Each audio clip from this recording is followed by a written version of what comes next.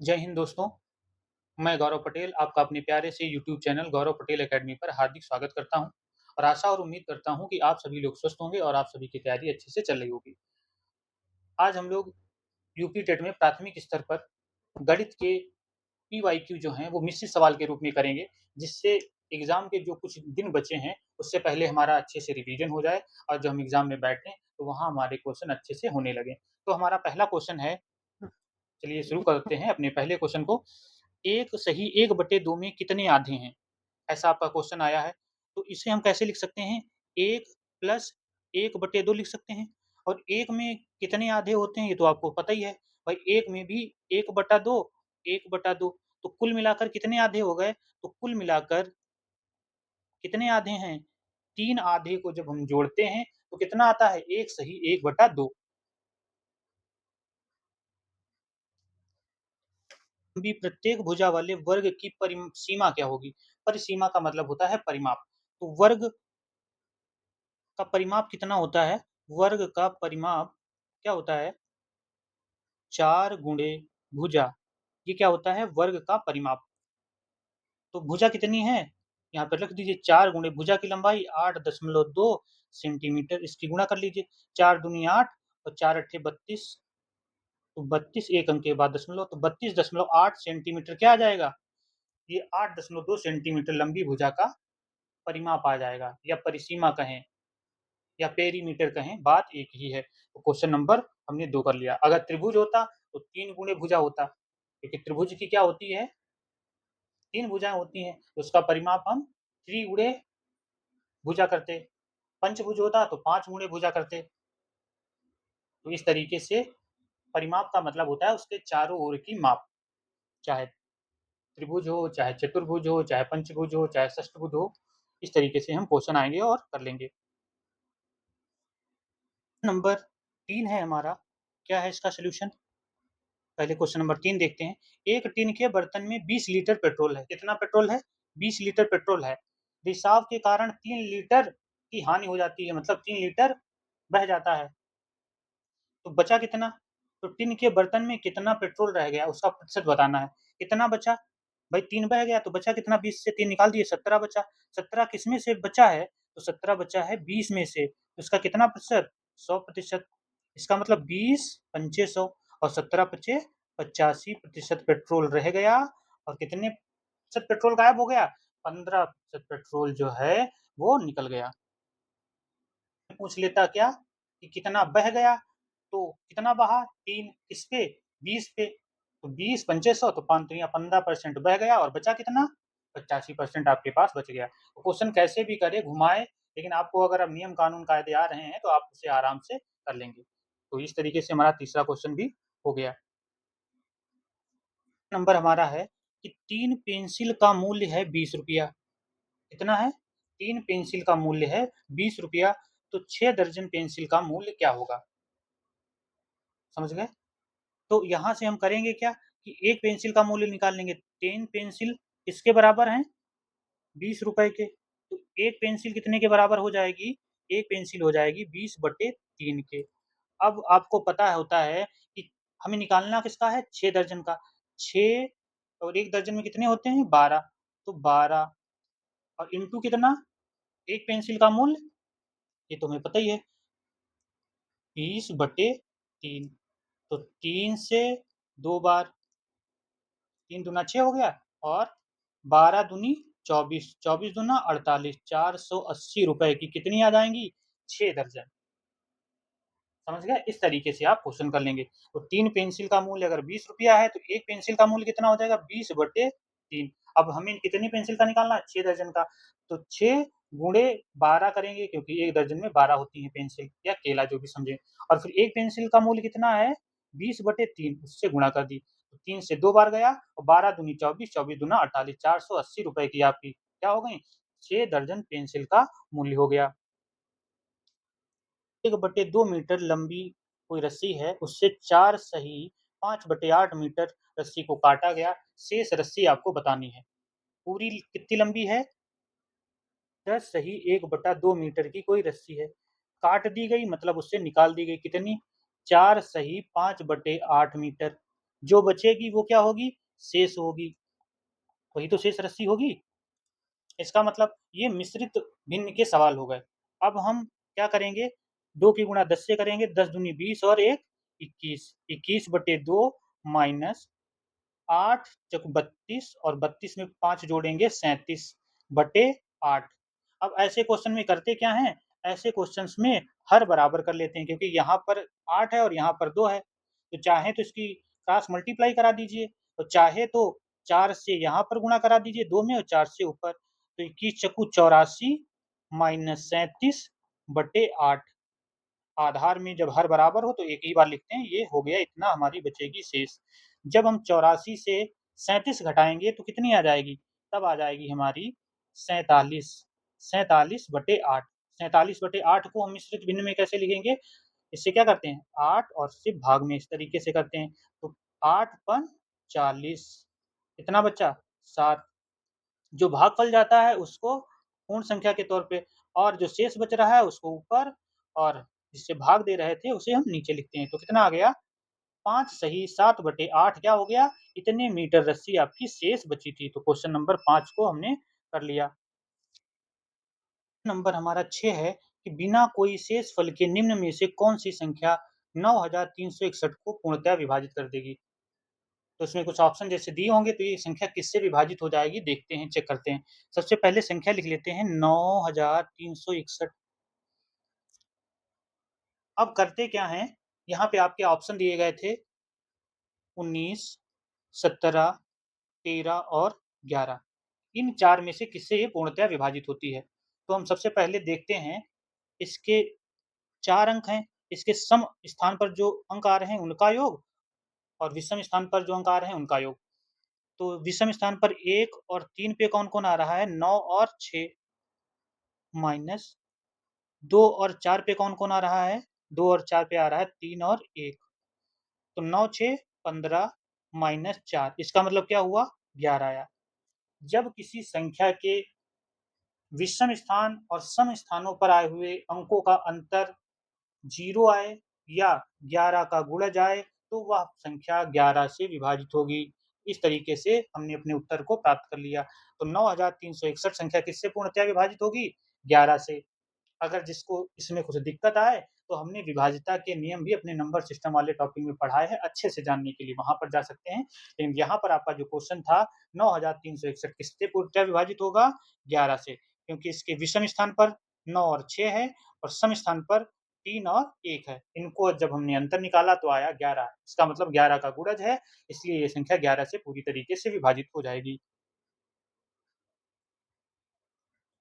Metre, चौड़ाई 2.4 metre और गहराई 1 मीटर है, आधी भरी हुई टंकी में जल का आयतन होगा। तो आपको सबसे पहले पता होना चाहिए टंकी का आयतन।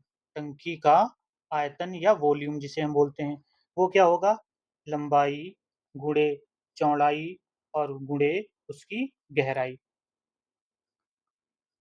ये तो आयतन हो गया। अब इसमें रखिए 6 गुणे 2.4 गुणे 1 आयतन है, तो 3 बार मीटर की हम जब गुणा करेंगे तो आएगा क्या? Metre cube. अब आपको पता होना चाहिए 24 की गुणा जब हम 6 से करेंगे तो आएगा 144। 24 पंचे 120, 24 छक्का 144। 144 का मतलब हो गया 14.4 क्योंकि 1 अंक के बाद में दशमलव भी लगाना है। तो ये क्या हो गया 14.4 मीटर क्यूब। ये टंकी का क्या आ गया? पूरा आ गया जल का आयतन। लेकिन हमें पता किसका करना है? आधी भरी हुई टंकी। आधी भरी हुई टंकी। आधी भरी हुई टंकी। इसका मतलब क्या हो गया? ये तो पूरी टंकी का आयतन आ गया, इतना पानी आएगा उसमें। तो 14.4 14 दशमलव सॉरी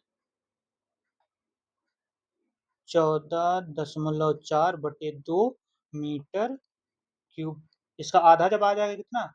2 सत्ते 14 और 2 दूनी 4 7.2 मीटर क्यूब क्या होगा? उस टंकी का आधा पानी होगा। तो क्वेश्चन नंबर 7 को हमने इस तरीके से कर लिया और आपको टंकी का आयतन यहाँ पर फ़ॉर्मूला पता होना चाहिए, लंबाई इंटू चौड़ाई इंटू गहराई या ऊँचाई जो भी है, ठीक है? क्वेश्चन नंबर 7 हमने अच्छे से कर लिया। क्वेश्चन नंबर हमारा 8 है कि दो समांतर रेखाओं के बीच की दूरी क्या होगी? जब दो समांतर रेखाएँ हों, जैसे रेल की पटरी सभी ने देखी है, तो उन्हें मान लेते हैं हम दो समांतर रेखाएँ हैं, ठीक है? और तो उनके बीच की जो दूरी होती है, वो भी सदैव समान ही रहती है। क्या रहेगी? बराबर रहती है। इस चीज़ को आपको ध्यान रखना है और ऐसे ही क्वेश्चन आपका पूछा गया था। दो समांतर रेखाओं के बीच की दूरी हमेशा समान रहती है, इस बात को आपको ध्यान रखना है। और इसका जीता-जागता उदाहरण आप ट्रेन की 2 पटरियाँ देख लीजिए। जब ट्रेन की 2 पटरियाँ सीधे एक-दूसरे के समांतर होती हैं, तो वो क्या कहीं एक-दूसरे पे मिलती हैं जाके? नहीं, एक-दूसरे से बराबर दूरी पर सदैव बनी रहती हैं। तो 2 समांतर रेखाओं के बीच की दूरी सदैव समान और बराबर रहती है। ये था हमारा क्वेश्चन और इसका ये है उत्तर।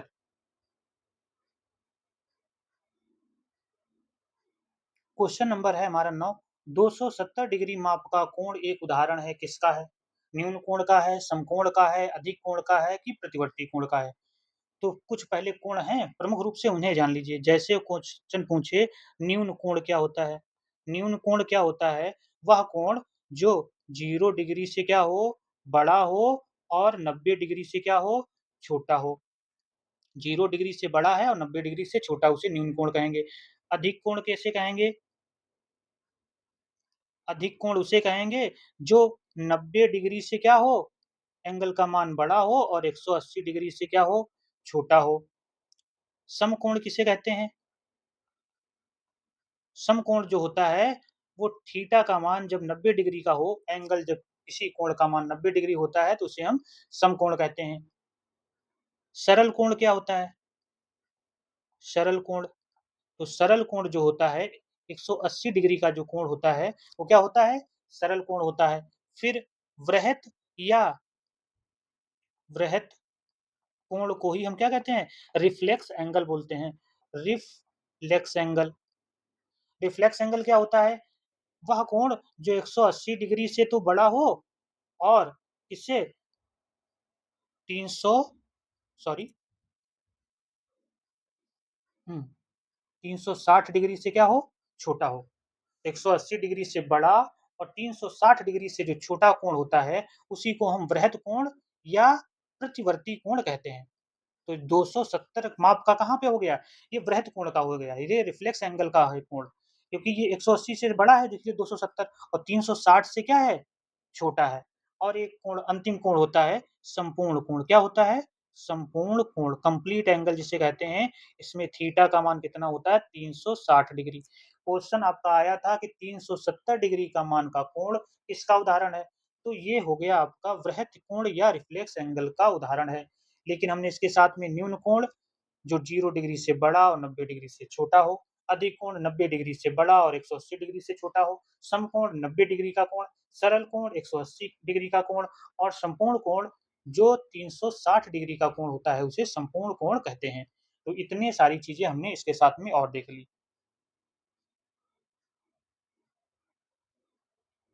क्वेश्चन हमारा है 10 नंबर, 108 और 144 का आपको क्या बताना है? लासा। इसे हम 2 तरीके से करेंगे। 108 कामा 144 लासा निकालने की विधि। पहले 2 बार काटा तो कितना आया? 54, फिर 2 सत्ते 14, 2 दूनी 4, फिर 2 से काटिए। 2 से काटेंगे तो आएगा 27 दूना 54 और ये 36 दूना 72। फिर 2 से तो ये कटेगा नहीं, तो 27 को ऐसे रहने देते हैं और ये कितना हो गया? 18। फिर 2 से काट लेते हैं, तो 27 फिक्स और 9 दूनी 18। अब चलते हैं आगे। अब 3 से काटते हैं, 3 नाम 27, 3 तियाँ, फिर 3 से, 3 एक्कन, 3 तियाँ 9, 3 एक्कन 3, फिर 3 से, 3 एक्कन और 1। तो ये क्या हो गया? इसमें अब क्या करेंगे? तो इसका लासा क्या हो जाएगा? 2 गुणे 2 गुणे 2 गुणे 2 गुणे 2 सॉरी गुणे 3 गुणे 3 गुणे 3। अब इसकी गुणा करिए। 2 दूनी 4 दूनी 8 दूनी 16 और फिर 3 तियाँ 9 तियाँ 27। 27 की जब आप 16 से गुणा करेंगे तो कितना आएगा? 16 सत्ते 112 और 16 दूनी 24, सॉरी सॉरी 16 दूनी 24 नहीं होता, 16 दूनी होता है 32। 32 में जब 11 जोड़ेंगे तो आएगा 43। तो 16 सत्ते 112 का 2 और 16 दूनी 32 और 11 जो हासिल लगा था वो मिला करके हो गया 43। तो 108 और 144 का लासा कितना हो गया? 432। ये तो हो गया पहला तरीका। दूसरा तरीका क्या है कि बड़ी वाली संख्या का 1 गुना करते तो आता कितना? 144। बड़ी वाली संख्या 144 का जैसे ही 2 गुना करते तो कितना आता? 288। और बड़ी वाली संख्या का करते 3 गुना तो 3 चक्कू 12 और 3 चक्कू 12 और 1 13, 3 एकम 3 और 1 4, मतलब 432। जैसे इसका 3 गुना करते तो यह जो संख्या है 432 वो 108 से भी विभाजित हो जाती है और 144 से भी। तो हमें ऐसे ही करना है कि अगर छोटी संख्याएँ हैं तो बड़ी वाली संख्या का 1 गुना, 2 गुना, 3 गुना करते हैं और फिर चेक कर लेते हैं कि क्या ये संख्या दी हुई संख्याओं से पूरी तरीके से विभाजित हो जा रही है। अगर ऐसा है तो वही उसका क्या होगा? वही उसका एलसीएम हो जाएगा। तो 108 और 144 का एलसीएम कितना हो गया? 432। तो पहला तरीका ये है कि भाग्य से, और दूसरा है मल्टीप्लाई करके बड़ी वाली संख्या में 1 गुना, 3 गुना इस तरीके से करके आप आराम से निकाल सकते हैं। क्वेश्चन है हमारा, त्रिभुज की भुजा की माप 5 सेंटीमीटर, 12 सेंटीमीटर और 13 सेंटीमीटर है। त्रिभुज का प्रकार बताना है। ये किस प्रकार का त्रिभुज है? विषमबाहु है, समबाहु है, समद्विबाहु है या समकोण त्रिभुज है? तो हमें ध्यान रखना है कि जो भुजाएँ दी है 5, 12 और 13, वैसे तो देखने में ये ऐसा लग रहा है कि एक ऐसा त्रिभुज है विषमबाहु, लेकिन आपके ऑप्शन में ऐसा ऑप्शन ही कोई नहीं है। लेकिन आपको और क्या देखना है कि ये जो त्रिभुज है, इसकी भुजाएँ जो हैं 5, 12 और 13 है, इसे हम त्रिभुज के तौर पे कहते हैं समकोण त्रिभुज है। कैसे? एक 5 हो गई, दूसरी 12 हो गई, तीसरी 13 हो गई। इसका मतलब यह त्रिभुज समकोण त्रिभुज होगा। और क्यों होगा? क्योंकि इसमें 90 डिग्री की जो सामने की भुजा होती है उसे कर्ण कहते हैं।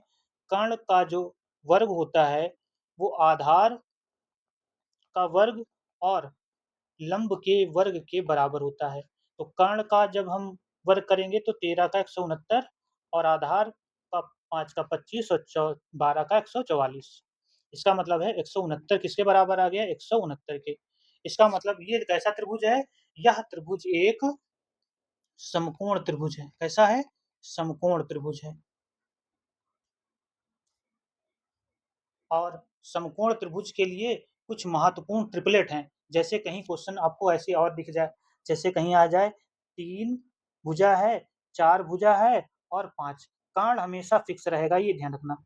आधार कहीं 3 हो सकता है, कहीं 4 हो सकता है, तो ये बदलते रहेंगे। तो 3, 4, 5 भुजाएँ आ जाएँ अगर, तो वो कौन-सा होगा त्रिभुज? समकोण त्रिभुज होगा। 6, 8 और 10 आ जाए कहीं, ये कैसा त्रिभुज होगा? समकोण त्रिभुज होगा।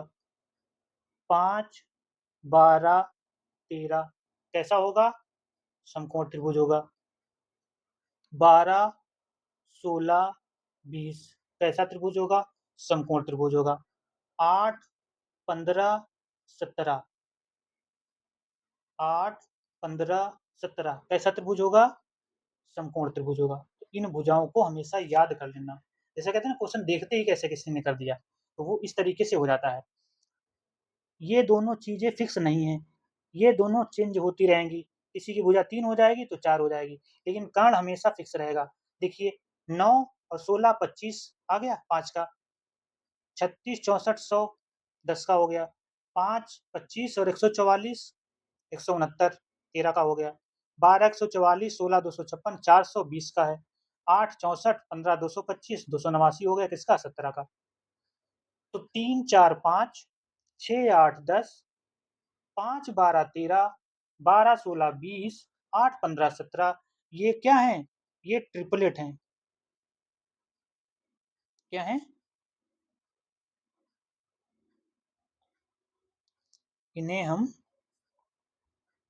ट्रिपलेट बोलते हैं। इसका मतलब क्या हुआ कि ऐसी भुजाएँ जैसे ही आपको क्वेश्चन में दिखें तो आप समझ लेना ये कौन से त्रिभुज की बात कर रहा है? तो ये समकोण त्रिभुज की बात कर रहा है, ठीक है? और इसमें होता क्या है? इसमें जो होता है, कर्ण का जो वर्ग होता है, इसे पाइथागोरस प्रमेय भी कहते हैं, आधार का वर्ग और लंब के वर्ग के बराबर होता है, इन दोनों का योग। तो क्वेश्चन नंबर 11 भी हमने आसानी से कर लिया और इसमें जो ट्रिपलेट थी उसको भी देख लिया। ऐसे क्वेश्चन खूब आते हैं और देखते ही आप उससे उत्तर दे सकते हैं। और त्रिभुज जैसे होते हैं उनको भी देख लीजिए। जैसे विषमबाहु त्रिभुज होता है, तो ऐसा त्रिभुज जिसकी तीनों भुजाएँ क्या हों? असमान हों, ए, बी, सी, इसका परिमाप क्या हो जाएगा? ए प्लस बी प्लस सी हो जाएगा। और इसे क्या कहते हैं? ये क्या हो गया? त्रिभुज का विषमबाहु का परिमाप हो गया। और इसका अगर अर्ध परिमाप निकालना है तो A plus B plus C by 2 कर सकते हैं। तो विषमबाहु हो गया। अब समद्विबाहु क्या होता है? ये हो गया विषमबाहु। अगर तीनों भुजाएँ समान हैं, समान नहीं है इसका मतलब, तो इसके तीनों कोण भी समान नहीं होंगे। इसके बाद में आ जाते हैं समद्विबाहु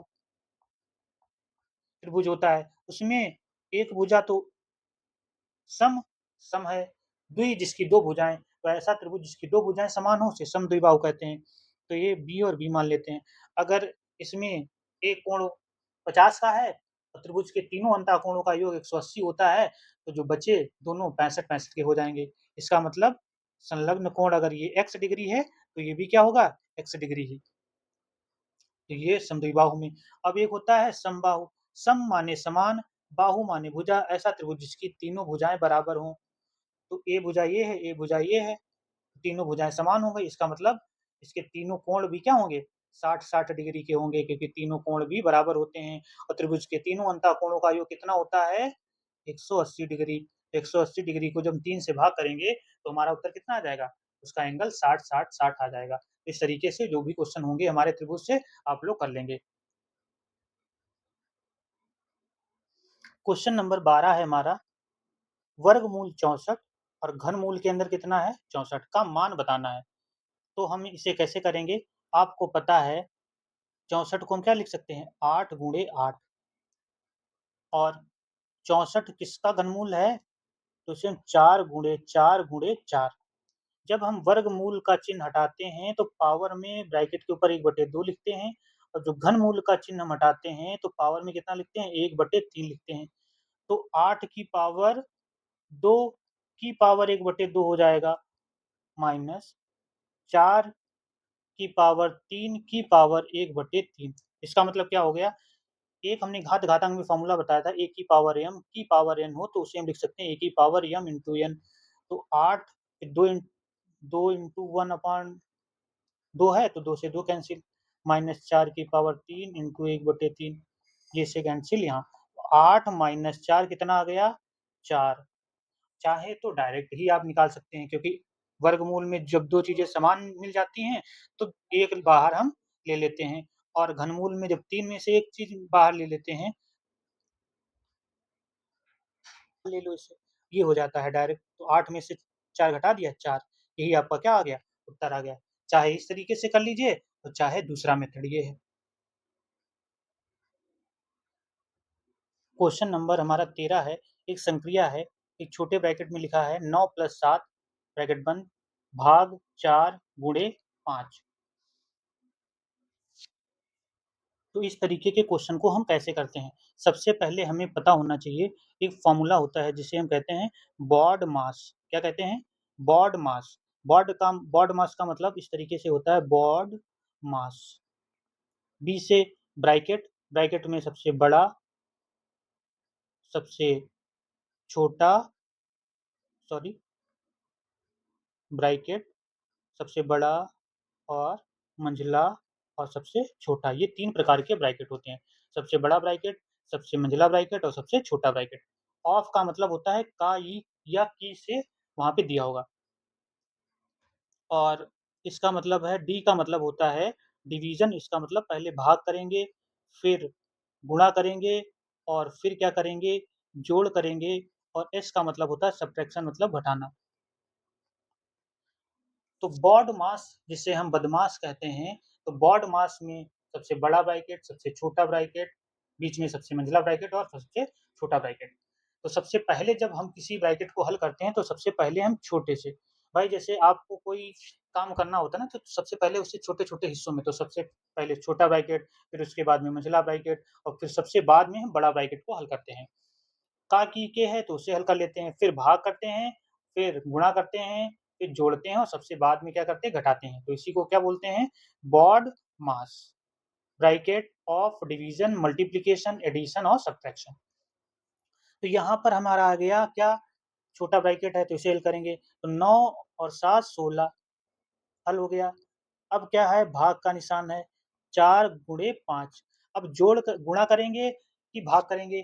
तो सबसे पहले है क्या? गुणा से भी पहले क्या है? भाग है। तो 16 को जब आप 4 से भाग करोगे, फिर करना है 5 से गुणा, तो 4 चक्कू 16 तो आ गया 4 गुणे 5 गुणा बचा है, तो गुणा कर दीजिए। इस तरीके से आपका उत्तर आ गया। अगर आप सिस्टमैटिक ढंग से नहीं करेंगे, तो गलत हो जाएगा। जैसे ही आपने अगर 5 चौको 20 कर देते, तो यहीं से उत्तर क्या हो जाता? गलत हो जाता। तो हमें सबसे पहले अपने नियम पर चलना है, बॉड मास पर। तो पहले हम सबसे छोटा ब्रैकेट हल कर लिए, उसके बाद में भाग करा और सबसे बाद में यहाँ पर आया था गुणा, तो उसको हमने गुणा कर दिया और सबसे जो छोटा ब्रैकेट था, उसमें हमें जोड़ करना था। अब ये नहीं है कि जोड़ को हमको अंत में करना है, नहीं, उस ब्रैकेट के अंदर जैसा है, उसे तो हमें सबसे पहले हल कर लेना है। अगर इसमें भी भाग होता, तो इसमें हम छोटे ब्रैकेट में भी भाग कर लेते। तो इस ये ध्यान रखना छोटे ब्रैकेट में जितने भी चिन्ह होंगे, जोड़, घटाना, गुणा, भाग के, उसमें से पहले आप सबसे गुणा हल करेंगे, फिर भाग और फिर जोड़ और फिर घटाना। तो ये एक ब्रैकेट छोटे ब्रैकेट में हो, चाहे मंझले ब्रैकेट में हो, चाहे बड़े ब्रैकेट में हो, हल करने का तरीका यही है कि सबसे पहले उसका हम डिवीज़न करेंगे, फिर मल्टीप्लिकेशन करेंगे और फिर एडिशन करेंगे और सबसे अंत में उसे सब्ट्रैक्ट करेंगे। इस क्वेश्चन पर हमें इतना जोर देना इसलिए पड़ रहा है क्योंकि यहाँ से क्वेश्चन आते ही हैं, इस बात को आपको ध्यान रखना है 14 इसका मतलब है कि 2.6 की गुणा करनी है आपको 0.91 से। तो सबसे पहले क्या करेंगे 2.6 गुणे 0.91 ऐसे क्वेश्चन इसलिए आते हैं कि लोग दशमलव लगाना भूल जाते हैं, किसके बाद कितना दशमलव लगेगा। तो सबसे आसान तरीका है देखिएगा, इसका जब दशमलव हटाते हैं तो 1 लिखते हैं, इसके बाद कितने अंक हैं 1 तो 10 हो गया।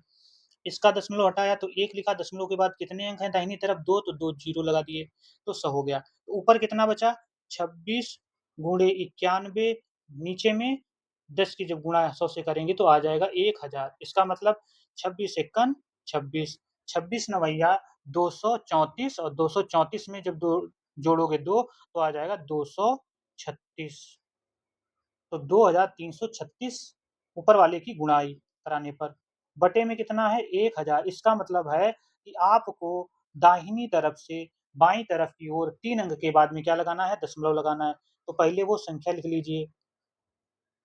अब 3 अंक के बाद में इधर से गिनिए दाहिनी तरफ से 1, 2, 3 यहाँ पर दशमलव लगा दीजिए। बस यही क्या हो गया आपका उत्तर 2.366 इसे ये पढ़ा जाता है।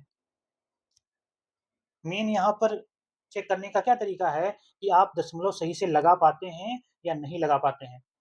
यही गलतियाँ हो जाती हैं लोगों से, तो इस बात को ज़रूर ध्यान रखिएगा। तो 3 अंक के इकाई, दहाई, सैकड़ा के बाद आपको क्या लगा देना है, दशमलव का निशान लगा देना है, तो आपका उत्तर हो गया 2.366। 15 है, क्वेश्चन नंबर 15 कह रहा है कि 4 अंकों वाली बृहत्तम तथा न्यूनतम अंक संख्याओं का योगफल क्या होगा? तो हमें पता है संख्या कहाँ से है 1, 2, 3, 4, 5, 6, 7, 8, 9 तो इसमें सबसे बड़ी संख्या कौन है 9 तो 4 अंक की सबसे बड़ी संख्या कौन हो जाएगी इसको 4 बार लिख दीजिए 9999 ये 4 अंक की सबसे बड़ी संख्या हो गई और इसमें 4 अंक की सबसे छोटी संख्या अगर पूछा जाए तो 1 से 9 तक की क्या होती हैं, ये प्रमुख संख्याएँ होती हैं, उसमें फिर हम क्या शामिल करते हैं, 0 शामिल करते हैं। तो ये सारी संख्याएँ हैं, ये सारे अंक हैं, इन्हीं अंकों से 1 से 0 से लेकर के 9 तक के अंक होते हैं और इसमें सबसे बड़ा अंक जो है वो 9 है और सबसे छोटा है वो क्या है, 0 है और यहाँ पर वैसे कहा जाए तो 1 है। अब 4 अंक की संख्या तो हमें पता हो गई कि सबसे बड़ी, अब सबसे छोटी अगर हम यहाँ पे कह दें तो क्या 4 बार 0 रखोगे? ये कोई संख्या है क्या? नहीं है। अब आपको क्या करना है, 4 अंक की सबसे छोटी संख्या बताने के लिए आपको क्या करना पड़ेगा? तो आपको संख्या इसमें दिख रही है 1, तो क्या 1 को हम 4 बार लिख देंगे?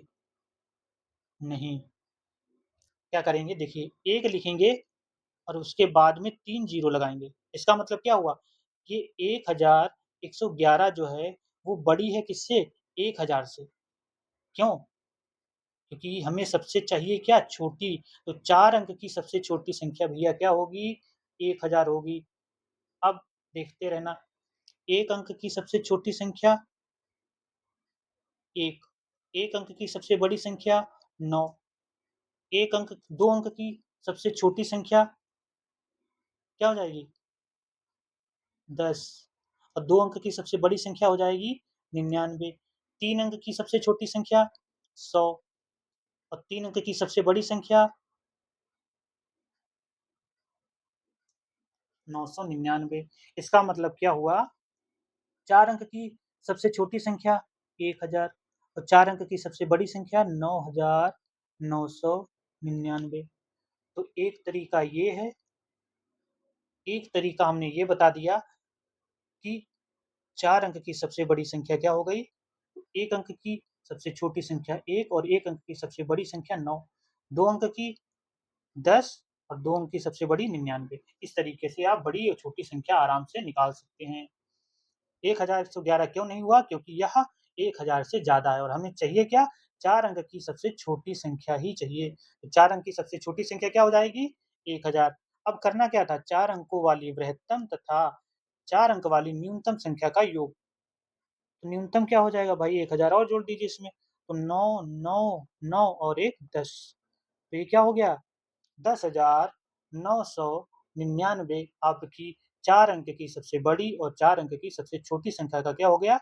योगफल हो गया। क्वेश्चन है छोटा, समझना अगर किसी को नहीं आ रहा है तो ये भी क्वेश्चन क्या कर देते हैं? गलत कर देते हैं। तो क्वेश्चन नंबर 15 भी हमने क्या कर लिया? अच्छे से कर लिया। और जब भी अब कोई क्वेश्चन पूछे कि 1 अंक की सबसे बड़ी संख्या क्या होगी? 9, 2 अंक की सबसे बड़ी संख्या क्या होगी? 99, 3 अंक की 999, 1 अंक की सबसे छोटी संख्या 1, 1 अंक की 2 अंक की सबसे छोटी संख्या 10, 3 अंक की सबसे छोटी संख्या 100। इस तरीके से आप करते हुए अब देखिए एक सीक्वेंस बन रहा है, एक क्रम बनता चला जा रहा है, आप जितनी चाहें उतनी संख्याओं का आप यहाँ से निकाल सकते हैं। भी आपके एग्ज़ाम में भैया खूब पूछे जाते हैं। क्या है क्वेश्चन? मान निकालिए, कह रहा है मान निकालना है इसका। क्या है कि -2 गुणे -3 गुणे -4 गुणे -5 गुणे -6।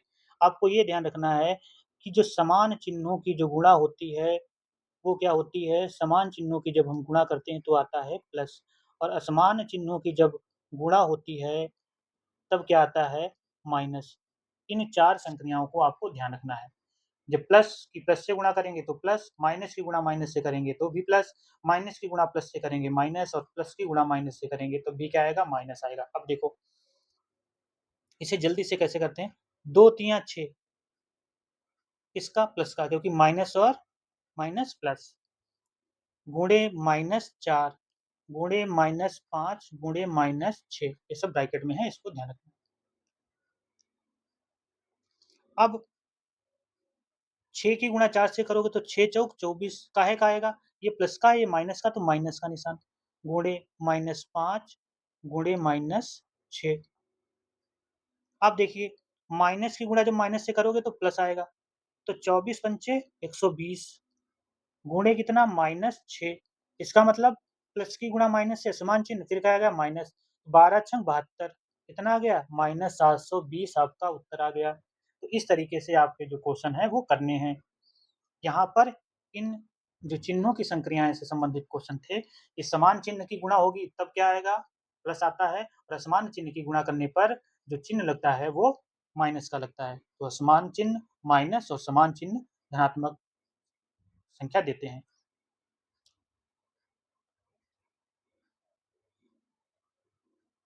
क्वेश्चन छोटे हैं लेकिन क्वेश्चन आए हुए हैं, इस बात को ध्यान रखना है और यहीं पर लोग गलती कर देते हैं और गलत करके चले आते हैं।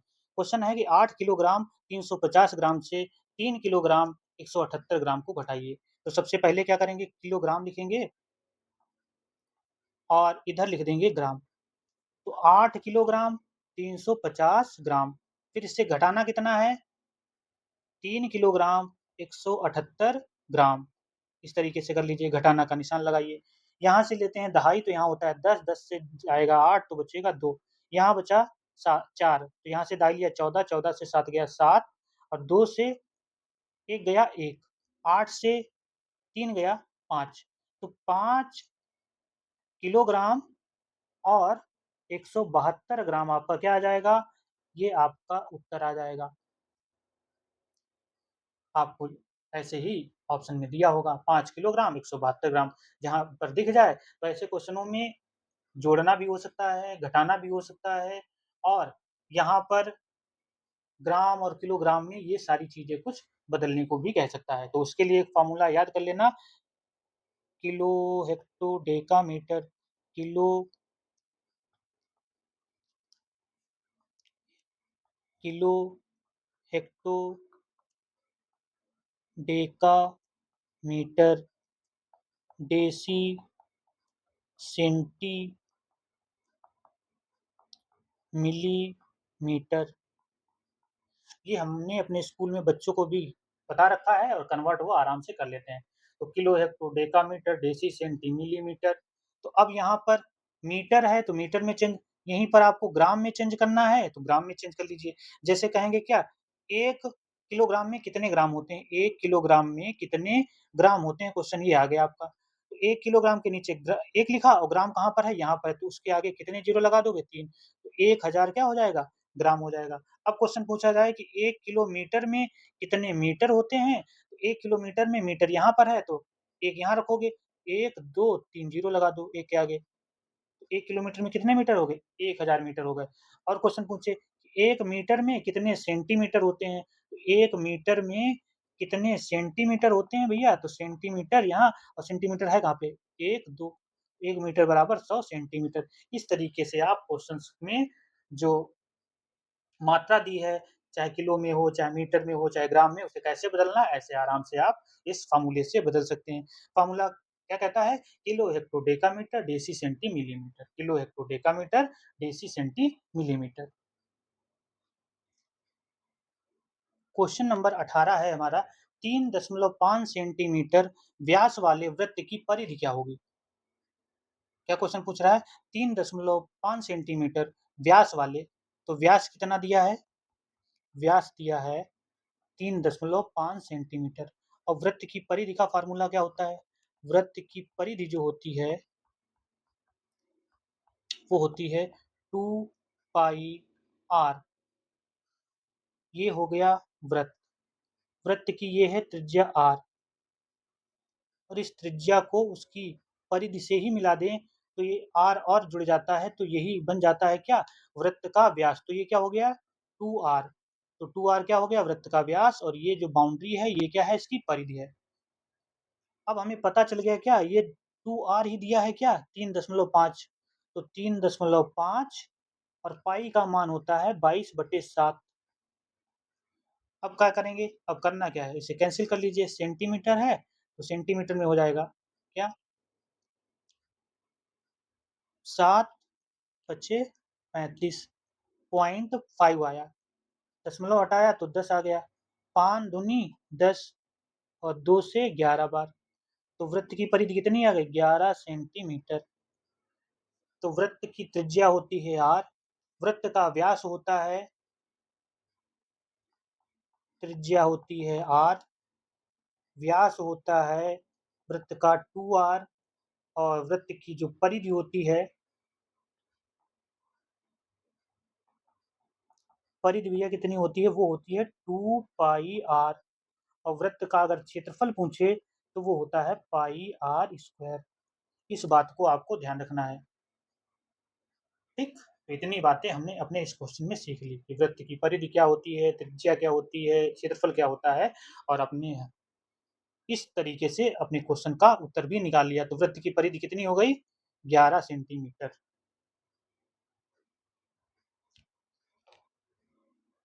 क्वेश्चन है कि भिन्नों, क्वेश्चन नंबर 19 है, भिन्नों 3/8, 5/6, 2/3, 5/9 को हमें किसमें करना है? आरोही क्रम में। आरोही क्रम क्या होता है? आरोही क्रम का मतलब होता है सबसे छोटा, फिर उससे बड़ा, फिर उससे बड़ा। जैसे हम नवजात शिशु की बात करते हैं तो सबसे पहले वो छोटा होता है, फिर उससे बड़ा, फिर उससे बड़ा। तो उस तरीके की वृद्धि को आपको दिखाना है। सबसे पहले छोटी संख्या, उसके बाद में बढ़ते हुए क्रम में आपको ले जाना है। भिन्न में है, इसे आरोही क्रम में बदलना है, कैसे बदलेंगे? तो सबसे पहले करेंगे, उस भिन्न को लिख लेंगे 3/8, 5/6, 2/3, 5/9। अब करेंगे क्या? अंश और हर। भिन्न में 3/8 है तो इसका ऊपर वाला भाग को अंश और नीचे वाले को हर कहते हैं, ये ध्यान रखना। तो अंश को न्यूमरेटर और हर को डिनोमिनेटर बोलते हैं। तो 3 और 5 का 8 का अंतर 5, 5 और 6 का अंतर 1, 2 और 3 का अंतर 1, 5 और 9 का अंतर 4। कितना आ गया? 20। इस जो अंतर आया, क्या आया? अंतर। इसका क्या ले लेते हैं? एलसीएम। एलसीएम निकालते हैं, बड़ी संख्या का 1 गुना 2 गुना 3 गुना 4 गुना किया तो 5 चौको 20, डायरेक्ट आ गया 20। अब करते क्या है, इस 20 को हम 5 से भाग करते हैं तो कितना आएगा? 4। 5 चौको 20 और 20 जो 4 आया भागफल, उसकी गुणा किससे करेंगे? इस सवाल को अच्छे से समझ लो क्योंकि आपको फिर भी दिक्कत ना हो। इस 20 को हम करेंगे 5 से भाग, इस 20 को हम करेंगे 1 से भाग, अंतर से ही भाग करेंगे 1 से, और इस 20 को हम करेंगे 4 से भाग। तो यहाँ पर आया क्या? 4 आया, यहाँ पर 20 ही आया, और यहाँ पर भी 20 आया, और यहाँ पर आया 5। जो हमें प्राप्त हुआ भाग करने पर, उसकी गुणा हम अंश से करेंगे। तो 4 तियाँ 12, कामा 20 पंचे 100, कामा 20 दूनी 40, कामा फिर 5 की गुणा जब 5 से करेंगे तो 5 25। जो भागफल आ रहा था उसकी हम गुणा किससे कर रहे हैं? उसकी गुणा हम अंश से कर रहे हैं। तो 4 की गुणा 3 से करी तो 12, 20 की गुणा 5 से करी तो 100, और 20 की गुणा 2 से करी तो 40, और 5 की गुणा जब 5 से करी तो 25। अब देख लीजिए इसमें सबसे बड़ी संख्या कौन है? 100। 100 इसका मतलब सबसे बड़ी हो गई। और हमें क्या करना है? हमें निकालना है आरोही क्रम में। आरोही क्रम का मतलब हो गया सबसे छोटी, फिर उससे बड़ी। तो 12, 25, 40, 100। ये हो गया ना आरोही क्रम इसका? ये हो गया इसका आरोही क्रम। लेकिन क्या यही उत्तर हो जाएगा? नहीं। अब देखना यहाँ पर 12 का भिन्न कौन था? 12 का भिन्न है क्या? 3/8। तो सबसे छोटी संख्या हो जाएगी 3/8। 25 किसका आ रहा है? 25 आ रहा है 5/9 का, तो उससे बड़ी क्या हो जाएगी? 5/9। 40 किसका आ रहा है? 40 आ रहा है 2/3 का, तो 2/3। और 100 किसका आ रहा था? 5/6। तो ये क्या हो गया? ये इन भिन्नों का सही में आरोही क्रम हो गया। चाहे आरोही कहे, चाहे अवरोही कहे। आरोही का उल्टा क्या होता है? अवरोही होता है। तो सबसे छोटी 3/8, फिर उससे बड़ी 5/9। अब कॉमा ना लगा के, चाहे इस सम निशान को लगा करके अपने सवाल को अंतिम रूप दे सकते हैं। फिर 5/9 से कौन बड़ी है? 2/3, और 2/3 से कौन बड़ी है? 5/6। ये हो गया आपका क्वेश्चन करने का तरीका। फिर एक बार समझ लीजिए, जो भी भिन्न दी है उसका निकाल लेना है अंतर, अंतर का निकालना है एलसीएम, एलसीएम को अंतर से भाग देना है, जो भागफल आए उसको अंश से करना है गुणा। आपको जो संख्याएं मिलेंगी उन्हें छोटे बड़े के क्रम में रख लीजिए और देखिए वो संख्या किस भिन्न के लिए आई थी, उतना कर लेंगे आपका उत्तर आराम से आ जाएगा। तो इस तरीके से जैसे ही क्वेश्चन आए आप उन्हें आराम से कर लेंगे, और ये ध्यान रखना ये क्वेश्चन आए हैं और ऐसे क्वेश्चन आते हैं, तो आपको इस पर प्रैक्टिस करके अच्छे से जानी होगी। क्वेश्चन नंबर हमारा 20 है, कह रहा है कोण ज्ञात कीजिए जो अपने कोटि पूरक के बराबर है। आपको पता होना चाहिए, दो कोण मान लेते हैं, थीटा 1 और थीटा 2 दो एंगल हैं, इनका योग जब 90 डिग्री होता है, दो कोणों का योग जब 90 डिग्री होता है तो उसे ही हम क्या कहते हैं? कोटि पूरक कोण। कोटि पूरक कोण, इसे कॉम्प्लीमेंट्री एंगल भी बोलते हैं। कॉम्प्लीमेंट्री एंगल वो एंगल होता है जिन दो कोणों का योग कितना हो? 90 डिग्री। अब कह रहा है कि जो अपने कोटि पूरक के बराबर है, इसका मतलब क्या हो गया कि बराबर है, इसका मतलब दोनों कोण बराबर होंगे। तो 2 इंटू हम दोनों कोणों को थीटा थीटा ही मानते हैं, तो 2 थीटा हो जाएगा। थीटा का मतलब यहाँ पे कोण है, और 90 डिग्री। तो 2 से जब इसे काटोगे तो 45, डिग्री आ जाएगा। तो थीटा का मान कितना हो जाएगा 45 डिग्री। इसका मतलब कि सबसे पहले तो हमें ये पता होना चाहिए कोटि पूरक कोण होते क्या हैं। तो कोटि पूरक कोण वो कोण होते हैं जिन दो कोणों का योग 90 डिग्री होता है। अब इसमें कह रहा है कि अपने कोटि पूरक के बराबर, भाई मान लीजिए बराबर है, इसका मतलब दोनों कोण आपस में बराबर होंगे। अब थीटा 1 थीटा 2 जो था वो थीटा ही था, तो दो थीटा और थीटा जोड़ा तो 2 थीटा हो गया, और इससे कितना मान आ गया 45। तो कितना उत्तर आपका हो गया 45। तो कोटि पूरक कोण दो कोणों का योग 90 डिग्री होता है, और अपने कोटि पूरक के कोण के कौन बराबर है 45 डिग्री, जो थीटा का मान है 45 बराबर है, तभी तो दोनों का योग 90 हो रहा है। इसका मतलब आपका उत्तर क्या हो जाएगा 45। यहाँ पर क्वेश्चन तो कोटि पूरक से ही आया था। अब यहाँ पर संपूरक कोण भी देख लीजिए। संपूरक कोण जिन्हें हम सप्लीमेंट्री एंगल कहते हैं, और सप्लीमेंट्री एंगल जो होते हैं उन्हें कहते हैं जहां पर दो कोणों का योग कितना होता है 180 डिग्री। अगर कोटि पूरक कोण का योग दो कोणों का योग 90 डिग्री होता है, तो संपूरक का कोण का योग दो का होगा कितना 180। इस फार्मूले को भी याद रखना। अगर एक हो गया कितना 140 है, अगर थीटा का मान पूछा जाए तो दूसरे का मान कितना हो जाएगा, तो दूसरे का मान कितना हो जाएगा वो भी 40 हो जाएगा। इस तरीके से हम क्वेश्चन कर सकते हैं। तरीके से जो भी हमारे क्वेश्चन आएंगे कि कोटि पूरक कोण पूछे, तो हमें ये याद रखना है कि दो कोणों का योग 90 डिग्री होता है। संपूरक कोण जब सप्लीमेंट्री एंगल पूछे तो दो कोणों का योग हमें यह ध्यान रखना है कि 180 डिग्री होता है। फिर वो कुछ भी कह दे कि अगर एक कोण 15 डिग्री है तो दूसरे संपूरक कोण का मान कितना होगा, बस करना क्या 180 डिग्री से 15 घटा दीजिए। आपका कोण एक 35 है तो दूसरा कोटि पूरक कोण इसका क्या होगा 90 से 35 घटा दीजिए। इस तरीके से जो भी क्वेश्चन होंगे वो आप आराम से कर लेंगे। तो कोटि पूरक कोण क्या होते हैं, संपूरक कोण क्या होते हैं, इनको आपको आसानी से याद करना है, क्योंकि बिना फार्मूले के आप एग्जाम में चीजें ढंग से कर नहीं पाएंगे।